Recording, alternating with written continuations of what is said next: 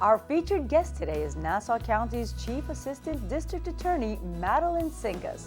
The first-generation Greek-American lawyer is currently running for Nassau County District Attorney, and she's here to tell us all about her path leading up to this exciting electoral moment. Hello, Madeline. Hi, Yanna. Thank you for having me. It's such an honor and a pleasure to interview such strong Greek-American women. And our audience loves to hear these stories, and we're very happy to have you here today. Well, I'm very proud to be a Greek-American. Yes, and we're very proud to have you. And you have some exciting things going on. You're second in line. I am. I'm the Chief Assistant in the Nassau County District Attorney's Office, and that means I'm second in command to Kathleen Rice. And as you may know, or your viewers may know, Kathleen was just elected to Congress, and she vacates the office in January 6th, next week. So I'm in a position now as second in command to assume that seat and then run for that position in a November election. Madeline, you have had such a successful career as a prosecutor over 23 years. You've worked in Nassau County for 9 and as chief ADA for 4 years. Where do you think the root of your success stems from? I mean, I think I have to say it stems from my family, from my community, from being Greek American and having that drive for success and that premium on education, and also the premium on giving back to the community, which I think the philotimo, just having the philotimo to give back to your community and help others who need your help. And even though my parents didn't have much, they were always behind me. They always supported me. They always wanted me to succeed and do my best. And they always reminded me to be humble and to give back to people who might not have as much. So that desire to sort of give back and protect and help, I think is innate, and I think it's innately Greek. It is innately Greek, it is. And I mean, you are such a giving person. You want safety for everyone. It shows in the way you do things. It shows in your work. And although you're very sweet and kind here, the word on the street is you're very tough. You're a very tough prosecutor. I'd say I'm tough, but fair. And people always say, don't mistake her kindness for weakness. So Yes. I am strong, I am tough. I've been a prosecutor for 23 years. The first 15 were in Queens County, which was very fitting since I grew up in Astoria and was living in Queens when I started my work there. And I stayed there until 2006. So I'd been with Kathleen since 2006 when she recruited me from Queens to come to Nassau to begin the Special Victims Bureau, because that was my specialty. Right. And I've been with her ever since. And over the last 3 years, I became her chief assistant, so her second in command and running the daily operations of the office. Well, again, like you just mentioned, you have your life has been in public service, and the special victims is something that's you hold very dear I do. to your heart for battered women and children. Have things changed since you were in Queens, and now you're in Nassau County? Tell me a little bit about the changes that have gone on with crime. I mean, I think, we are smarter in combating crime. We are smarter in educating people so that they recognize signs, especially in the special victims community. The reporting is up of these kinds of crimes, which I think is a good thing, because women and children feel safe coming forward and coming to the authorities, and they know that these issues will be dealt with, that there are programs and people out there who can help them get through a very difficult time, that there's a support system in place from a community that will help them get through this difficult time. So I think that there has been a greater understanding and a greater education in the community about these issues, and that's a good thing. So let's talk a little bit about growing up Greek. You grew up in Astoria, from what I understand. I did. Tell me about where your parents came from. Did they speak English? How easy was it growing up as a Greek in Queens? Yeah. Well, I mean, it was easy to grow up in Astoria as a Greek American, and my family, my aunts and uncles were all with us, so we surrounded ourselves, immersed in the church, and that made it easier for them because they didn't speak English. So having that support network, that support system through the church was vital for them. Where are they from? What part of Greece? My father's a Vori Epirotis, and my mother's from Epiros, so from the rugged landscapes of Epiros. So my dad. Oh, great. I love the Epirotes because they are, I say all the time, salt of the earth people, strong, humble, and very giving, and very supportive. And I grew up in that environment. My father opened a pizzeria in Elmhurst, Singas Famous Pizza, which I think a lot of people know, and a lot of people worked in, and the store was always open for anyone who needed help. My parents took them in. So They did not speak English. They couldn't help us in any way with our schooling, with our homework, with anything. But you know what? They were very supportive. They gave us everything that we needed. And always, prodo, that was their number one thing. Kali prodo is something that I heard all the time. The premium was always on education. Your And sisters? You have my sisters? sister's a doctor. She's 4 years older than I am. She was also a product of St. Demetrius. We both stopped in 8th grade. We both went to Bronx Science. We both went to Barnard College at Columbia. And then Effie, my sister, went to medical school, and I went to law school at Fordham. That's fabulous. And did you always want to be a lawyer? What led you to want to fight against violent crime? Yeah, I mean, I think I always wanted to be a lawyer because I liked reading. I liked the law. I enjoyed writing. I enjoyed arguing, sort of defending people and being the voice for people. I always found that was my role in our family, an extended family. I was always the voice of everyone. So that was sort of natural. I didn't know much about a prosecutor. I think that's the sort of challenge for first generation of any Greek or any other immigrant group, is we weren't exposed to it. When I was in law school, my friends would say, "Oh, I interned at my dad's friend's firm, and they specialize in X, or they do this, and I'm going to do contracts. I'm going to do environmental law," and we had no exposure to that because my parents and their friends were, pizza shop owners or waiters, and so we didn't have that kind of exposure, and we had to find it on our own, and we did, but that was part of the challenge. But I knew that I liked people. I liked helping people. I always had this sense that I wanted to give back to the community, and it seemed a natural fit for me to be a prosecutor. And once I went through the doors, I never looked back. I mean, I stayed. It's been 23 years now that I've been a prosecutor, and I've loved every moment, the human interest stories. I loved being in front of a jury. I loved trying cases. I loved everything about it. What's one of the toughest cases you've ever tried?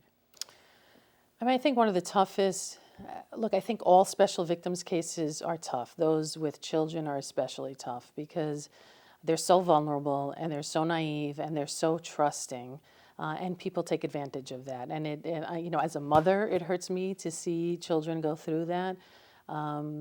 Domestic violence cases also. I had a horrific murder trial. A young woman named Joanna Burr, 2 young children, was brutally murdered and tortured by her boyfriend. That was a difficult case because it just, again, these cases are very hard on prosecutors and on the community. On the community, yes. I was just going to say. Because these are people, you don't expect to have that level of violence in your home. These are the people who are supposed to love you and protect you and care for you, and then the violence that erupts against you from these people is so intense and so violent, and it's just astounding. People were astounded that could happen in a community like Nassau, in someone's home. Well, you have a lot of things to be proud of. One of them is that Nassau County, under your post, is one of the safest communities, also nationwide, not only in New York State. We have an excellent police force, excellent prosecutors, great excellent, schools.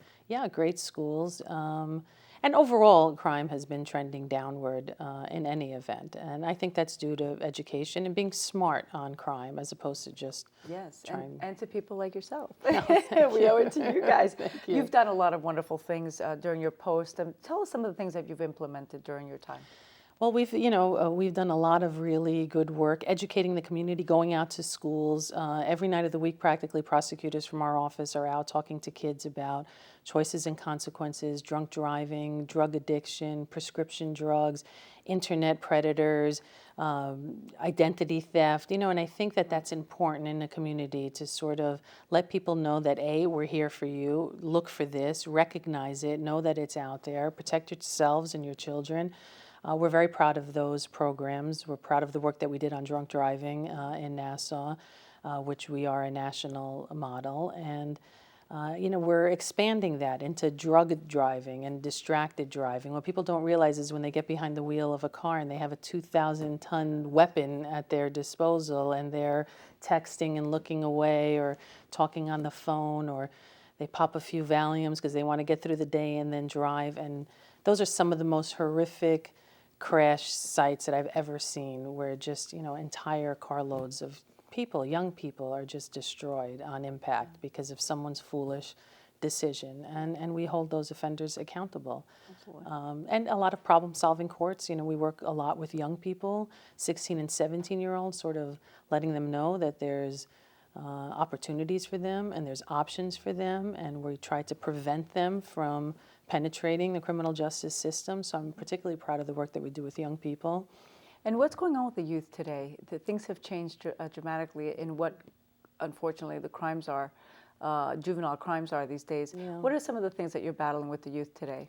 Well, a lot is, the internet is a product of our society. Bullying on the internet, things that kids would never say before, they feel very safe saying behind a screen because they don't have to face the person and say it. So we try to teach them that those are, if you wouldn't say it to someone, don't write it to someone. Right. And they feel that anonymity gives them confidence and cover. So that's something that we battle against.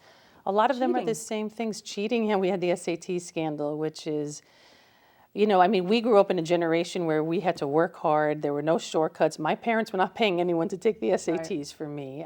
So that was a big scandal. Yeah, it was a big SAT scandal. And again, the DA felt, and we all did, that there has to be a level playing field. You can't pay your way through an entrance exam, a college entrance exam, because you and I might not be able to. And the fact that we can't get into a college because we couldn't find someone to sit for our exam was just fundamentally unfair and against the law. And we did hold people accountable and change the entire system of how identifications were taken at the test sites. So to prevent that from happening, we worked with the agencies that were giving the tests. So there was some monumental shift there, which was necessary. You have had such a successful career. What are some of the highlights that you would like to share with us? Oh boy, I have to say Things one that of my have remained with you. Yeah, it's just trying my first case, picking a jury. As I got more experience, my father would come and watch me on trial, which, was obviously very meaningful for me and for him, because he could never imagine, growing up and, leaving his village because the Iron Curtain crashed behind him, and then sitting in a courtroom watching his daughter try, a significant, serious felony case. So that to me is something that I'm very proud of. Now sharing that with my children, bringing my work home, reading about the cases that I try with them, I think is very important. And then it's the daily, I don't want to single out one thing, because I feel like the work that we do every day means so much to some victim somewhere. And whether it's protecting a victim's rights or protecting a defendant's rights and making sure that the right thing gets done in a court of law always, is something that I'm very proud of, and I take that responsibility very seriously. What part of your Hellenic roots do you feel you bring with you to work? That's an interesting question. I think, just sort of my empathy, I think, is a big thing. I think the Greeks are very proud, but they're very empathetic, and I think that I carry myself that way. Fairness, just this sense of justice.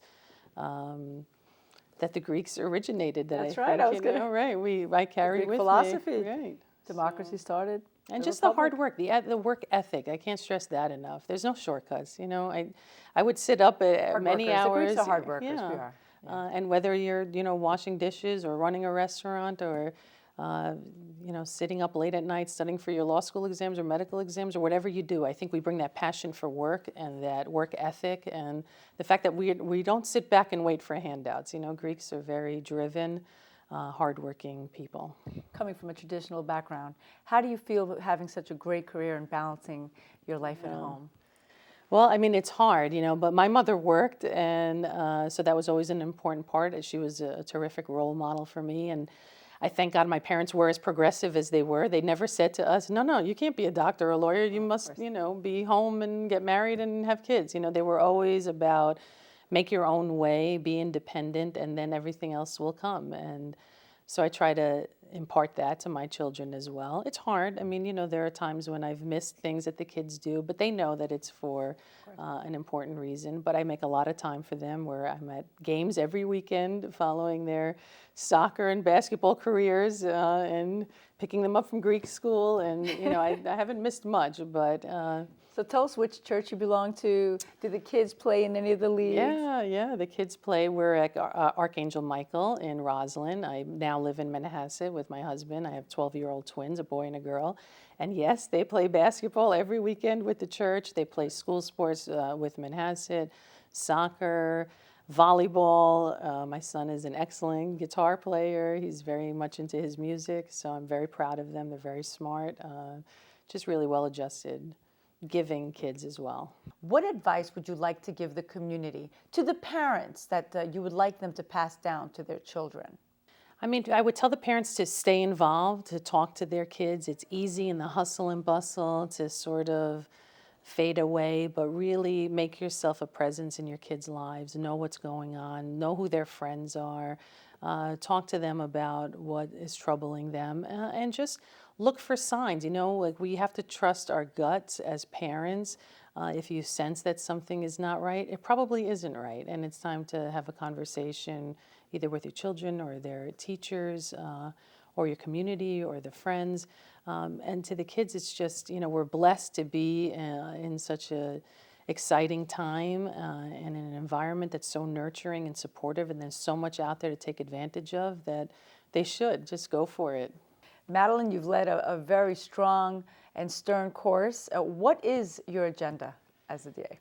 I mean, I'd like to maintain Nassau's position as one of the safest counties in the country, and I think we can do it. I'm looking forward to working with different agencies and strengthening our ability to combat gun violence and gang violence, continue doing the excellent work that Kathleen Rice has begun on drunk driving, and expand that more to distracted driving, keep our kids safe on the streets and in the homes from internet predators, and continue the work that I have done for so long that is so meaningful to me, and it's the special victims work, protecting children against sexual predators, women, and, you know, financial crimes, making people aware of identity theft and things that impact their everyday life that, you know, once it happens to you, it's sort of overwhelming and devastating, and you have to begin again with your credit and so on. So strengthening you know, the prosecution of those cases and working with Albany to pass better laws for public corruption so that we can make sure that there is an even playing field for everyone in society.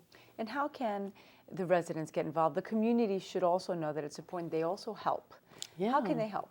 I mean, they can help by being aware. You know, there's nothing more important than knowing your neighborhood, knowing if something is awry in your neighborhood, and phoning the police and talking to them, and talking to the DA's office.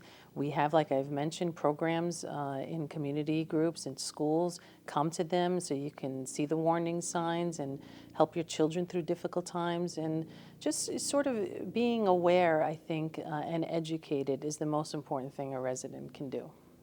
So, Madeline, are you living your dream? I am living my dream. Yes, absolutely. I'm very excited to be at this juncture in my career. I feel like it's the culmination of everything that I've worked very hard for, and that my parents, frankly, worked very hard for. So it's very exciting for me and for our community. And I'm glad to be a Greek American, very proud to be representing us. I think it's time that a Greek American is a district attorney. It's you know, I'm representing, if I'm elected or if I'm appointed next week, 1.3 million people. It's a big job. It's an important job. And I owe it all to, you know, really my humble beginnings and to the community that supported me to get to this juncture. And the community has to continue supporting you. Madeline Singas, we're very proud of her. She is the first Greek-American woman district attorney in New York State. We are going to be following all her successes. She's going to continue having them, of course. And we would like you, Madeline, to leave our viewers with a message. Be strong, be safe, Happy New Year. Just follow your dreams. I mean, everything is within reach if you work hard, and the doors are open. If I can help you in any way, please call me. But thank you. Happy New Year, everyone. Well, congratulations again, Madeline. We're very proud of you.